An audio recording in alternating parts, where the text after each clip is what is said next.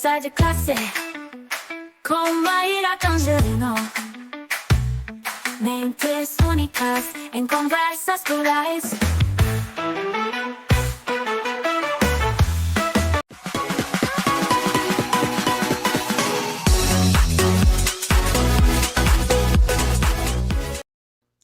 Olá, pessoal! Boas-vindas a mais um Conversa de Classe.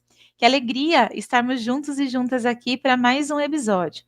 E hoje eu tenho a honra de receber uma pessoa que realmente tem um trabalho não só inspirador, como muito importante para a educação. A gente até comentou aqui nos bastidores como essa agenda foi concorrida, gente, e eu estou me sentindo privilegiada, porque todo mundo quer trabalhar com esse professor, e eu consegui um tempinho aqui para a gente conversar.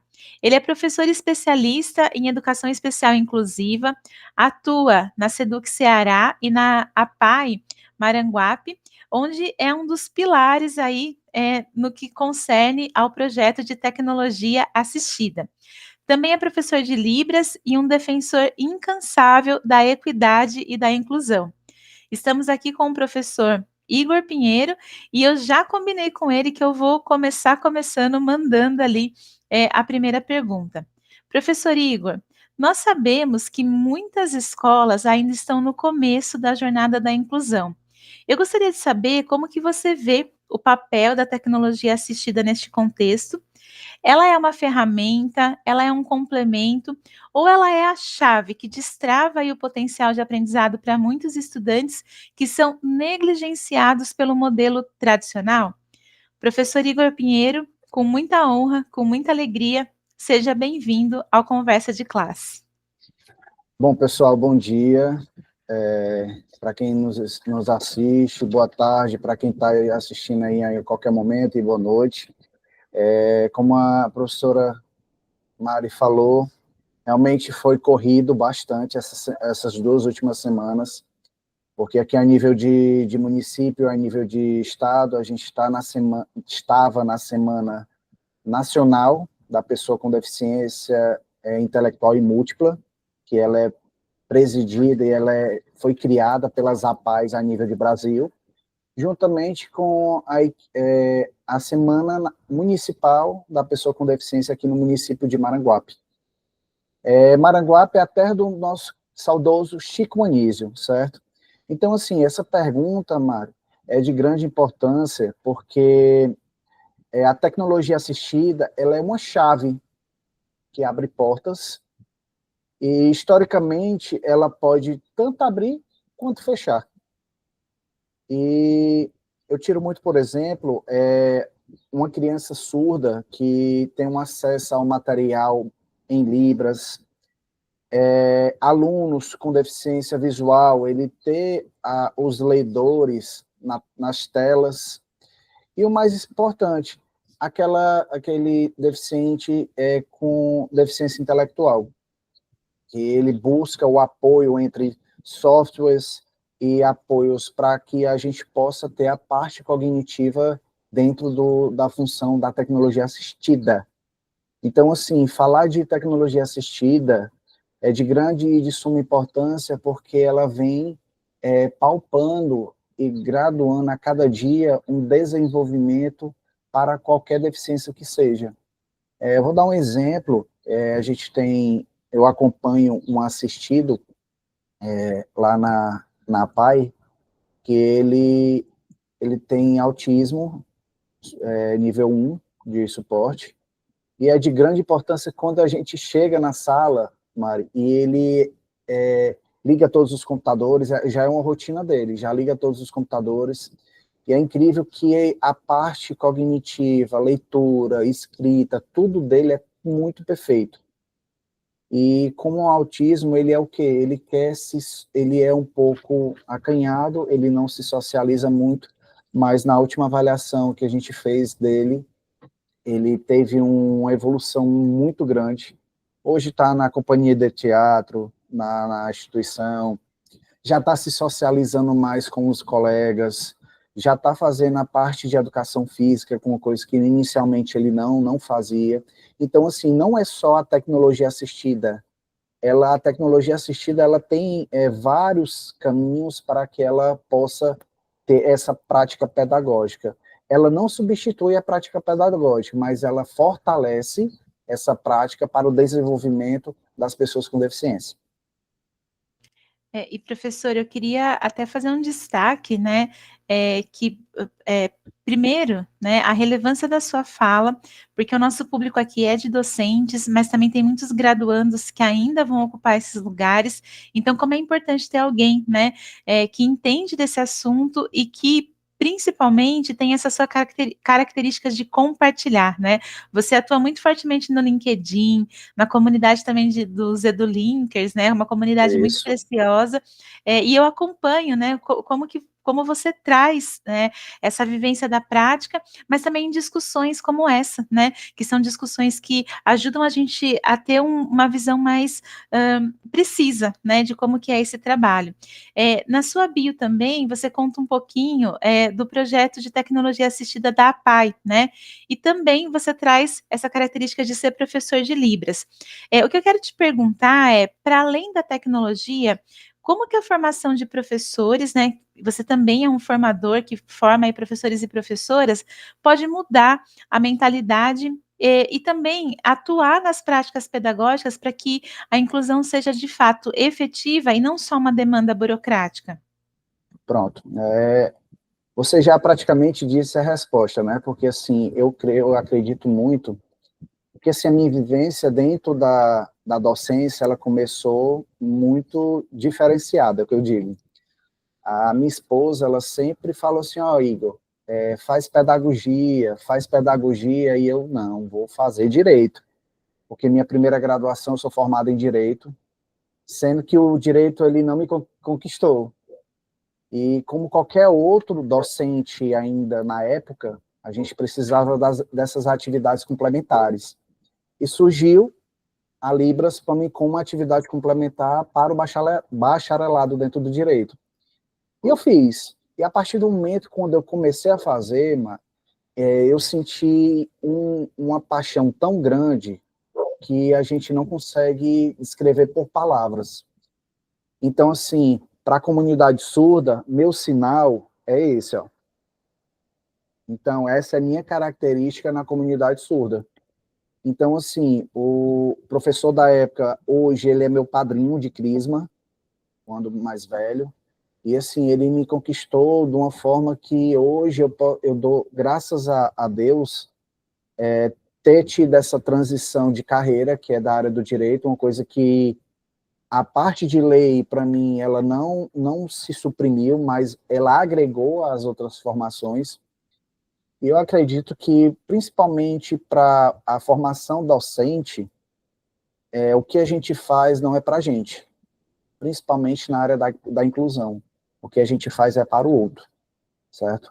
Então, se eu já vinha dessa vivência, porque eu não comentei anteriormente nos bastidores, mas eu posso falar porque é docência também, eu faço parte da União dos Escoteiros do Brasil. Há 23 anos, entrei como membro juvenil e hoje estou formador também de adultos dentro do movimento escoteiro e faço parte da equipe nacional de inclusão e acessibilidade dentro do movimento escoteiro, onde a gente tem essa pauta, levanta essa pauta há muitos anos, na formação dos adultos lá, na formação pedagógica também para com os adultos dentro do movimento escoteiro e fora do movimento escoteiro. Eu acredito que é de grande e de suma importância. Quanto mais a gente busca conhecimento, mais a gente se qualifica. Então, eu acredito muito, Mari, no sentido de que a busca por novos conhecimentos, ela nunca é falho. Então, na sua fala, inicialmente, você falou em relação à parte da própria comunidade do Linkers. Eu fui convidado pelo cofundador, juntamente com a Fran, o Anderson e a Fran, e eu acredito que transformar a educação inclusiva, as acessibilidades para com a pessoa com deficiência é de grande importância. E, no mais, é um processo que ele é gradativo, principalmente do docente, e ele começa lá, na graduação, buscando se qualificar para que, quando chegue a uma escola, quando chega em uma instituição, ele possa repassar aquilo que não é dele, mas sim para com o outro, ter a empatia. Professor, que exemplo maravilhoso, que história de vida inspiradora, né? Tenho certeza que muita gente vai ser acessada aí com essa fala tão grandiosa, né, que você trouxe. E eu também sempre digo para as pessoas, né, a maior característica do conversa de classe é que a gente quer contar as histórias das pessoas, né, e como elas transformam as outras histórias que estão ali ao redor dela, né? Isso. Eu estava pensando aqui que muitas vezes, né, a tecnologia ela é vista como alguma coisa distante, alguma coisa cara e que o acesso é difícil, né? Eu queria saber como que no seu trabalho você consegue superar essas barreiras, principalmente aí em contextos de vulnerabilidade, para que essa tecnologia assistiva ela se torne realmente uma realidade para mais estudantes. Bom, boa pergunta. Eu também acredito que assim, o primeiro passo é desmistificar essa ideia de que a tecnologia assistida ela é sempre ligada a recursos de alto custo. Mas, na verdade, não.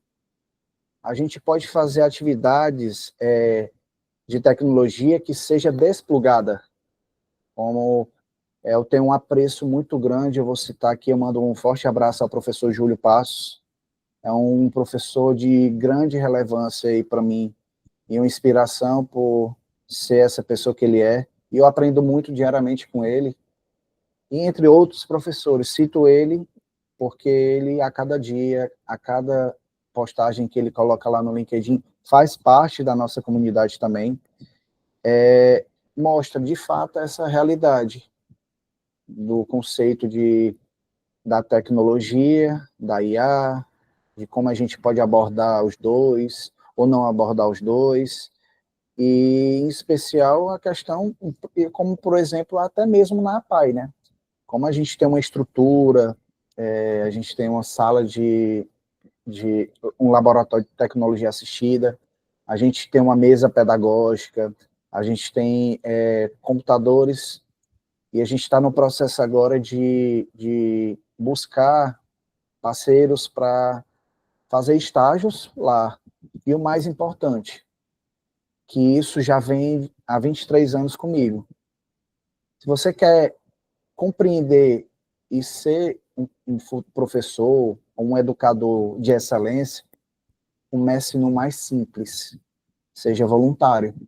Vá numa comunidade, vá numa instituição e comece de pouquinho. Ah, eu tenho vergonha de falar, eu tenho vergonha de chegar na comunidade, eu não ser aceito, mas não.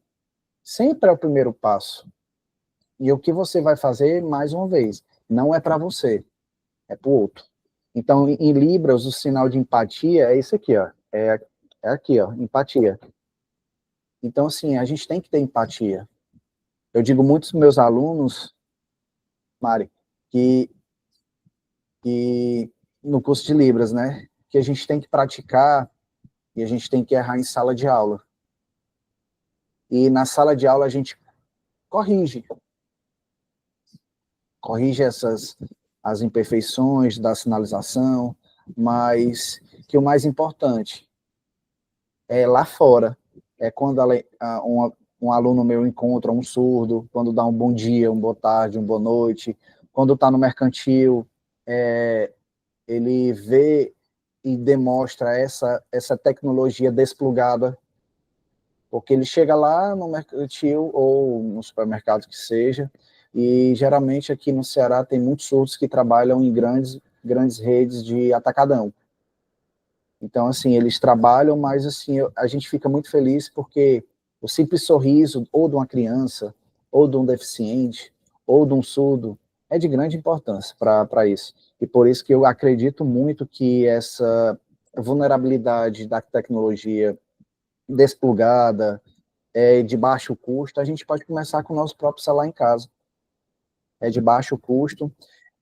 Para finalizar essa parte, eu ia só acrescentar que eu tenho um outro assistido que ele tem idade de ser meu pai, e eu acredito muito, ele chegou assim para mim, professor Igor, Aí eu, oi, meu sonho é aprender a jogar no celular. Aí eu, pô, então vamos sentar aqui, eu vou baixar uns jogozinhos para você e você vai começar a interagir isso. Hoje ele consegue baixar o joguinho só, hoje ele consegue fazer meios que e ensina aos outros. Isso é de grande importância, é o reconhecimento para a gente, não é financeiro. É ver que o nosso propósito, o nosso objetivo, o nosso planejamento que a gente fez, por muitas vezes o nosso planejamento ele pode dar errado. Então a gente faz o quê? As adequações, as adaptações e pronto. E tá tudo certo. Então, para ele, foi muito bom mesmo. Eu fiquei muito feliz com esse propósito que ele passou para mim por esses dias. E professor, esse seu exemplo, essa história, né, que você contou para gente, para mim ela resume muito da sua missão, né? Você fala na sua bio que a sua missão é transformar a educação em um instrumento de equidade e inclusão. A gente está se aproximando aqui do finalzinho, aí eu queria te trazer, assim, uma pergunta mais aberta, né? Mas acho que ao mesmo tempo ela é muito relevante. Qual que é o seu maior desafio quando você enfrenta, né? Quando você quer colocar em prática essa missão, mas também qual que é a sua maior esperança para o futuro da educação inclusiva no Brasil ou no mundo? Pronto. Essa pergunta que tu falou resume praticamente todo o conceito. Então, assim, nesse período que, alguns meses atrás, nós tivemos aí a Semana Nacional e Municipal da Pessoa com Deficiência, aqui em Maranguape, e na PAI, a nível Brasil, ela tem um tema que é Semana Nacional da Pessoa com Deficiência Intelectual e Múltipla. E o slogan da campanha, que foi onde bate com essa proposta da minha missão, é o quê? Incluir nossa voz. Então, assim, foi onde eu fico até emocionado, porque, assim, eu vi de fato nesse período que a gente vivenciou, alguns meses atrás, em relação a pessoa com deficiência, ela ter voz e voto. E um conselho municipal da pessoa com deficiência, que quem organiza a semana a nível de município é eles, e a nível nacional é a APAI Brasil, juntamente com as APAIs em cada estado. Então, é uma campanha que a gente adere em todos os segmentos dentro da APAI como instituição. E, assim, falar dessa temática para o futuro, ou até mesmo hoje, o maior desafio, sem sombra de dúvidas, é o quê? É vencer as barreiras atitudinais. Por meios de leis, recursos, formações, que é de grande importância. Muitos alunos meus, até mesmo da faculdade, quando eu estava docente, eles falavam muito assim para mim: professor, a gente, quando sai da faculdade, a gente não sai preparado para tal situação. Então, a resposta que eu tenho para esses alunos, para esses graduandos, mestres, doutores, pós-doutores, é uma única palavra: seja voluntário. Seja voluntário, vá lá na instituição, comece fazendo atividades voluntárias para você ter experiência. Quando você sair da graduação, você já tem uma bagagem no sentido de você buscar formações, buscar recursos para que o conhecimento ele venha para você. Por isso que eu digo muito também que a única coisa que ninguém consegue tirar de você é o conhecimento. O conhecimento sempre agrega, ele sempre vai agregar. Então, assim, da graduação do direito, eu tenho muita coisa da graduação ainda do direito. Aí veio Letras Libras, que me fortaleceu mais ainda nesse processo de comunicacional com a comunidade surda. E, por último, veio a pedagogia para me compreender como é que eu vou passar pedagogicamente esses ensinamentos para os meus alunos, para os professores da rede e para os graduandos. Mas, assim, acredito que a gente está no caminho certo para o futuro. A gente já evoluiu bastante. E eu já deixo até um pequeno convite a quem quiser ir lá no meu LinkedIn. Eu fiz um comparativo de como era a inclusão na Idade Média e como é hoje. Se evoluiu, se não evoluiu, como é que era, como é que não era. Então, fiz um artigozinho rápido lá, falando sobre essa comparação do que era lá na Idade Média para hoje. Professor, que trabalho expressivo, né? Eu gostaria muito de te agradecer, né? Muito obrigada pelo seu tempo, por achar um espaço na agenda para dividir esse conhecimento de forma tão generosa com a gente. E eu queria saber, você quer deixar uma mensagem de finalização para quem está assistindo a gente? Posso, sem nenhum problema. E assim, né, eu acredito que não é nenhuma mensagem, é um apelo, né? Que eu escutei muito de alguns formadores, até mesmo minha mentora, que toma a lei aqui no município, que é a Virginia Queiroz, uma terapeuta ocupacional, onde ela é cofundadora da APAI de Maranguape, juntamente com a dona Fátima.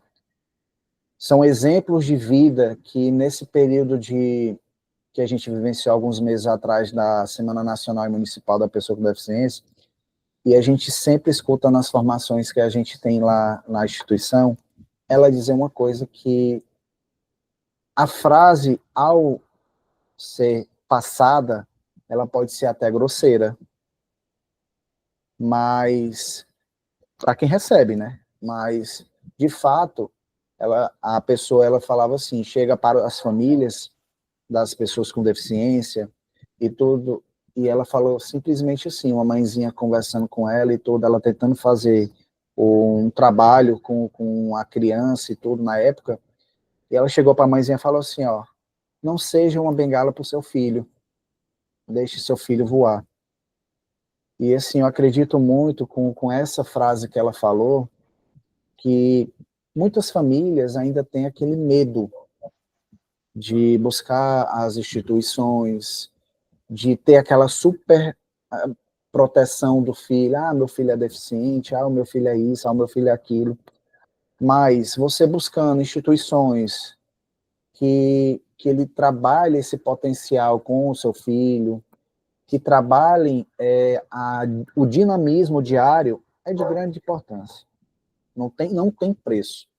Então, assim, essas palavras que a minha mentora também, não só minha, mas de todos aqui no nosso município, a Virginia Queiroz, que toma a lei em referência à Semana Municipal da Pessoa com Deficiência a nível de município, eu tenho como referência, eu levo para a minha vida toda.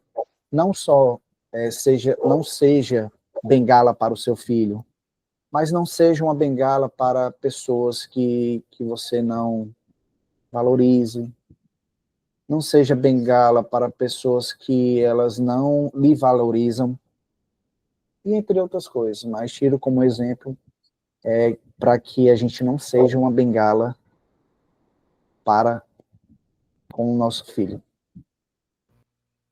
Que mensagem potente, professor, muito obrigada, né?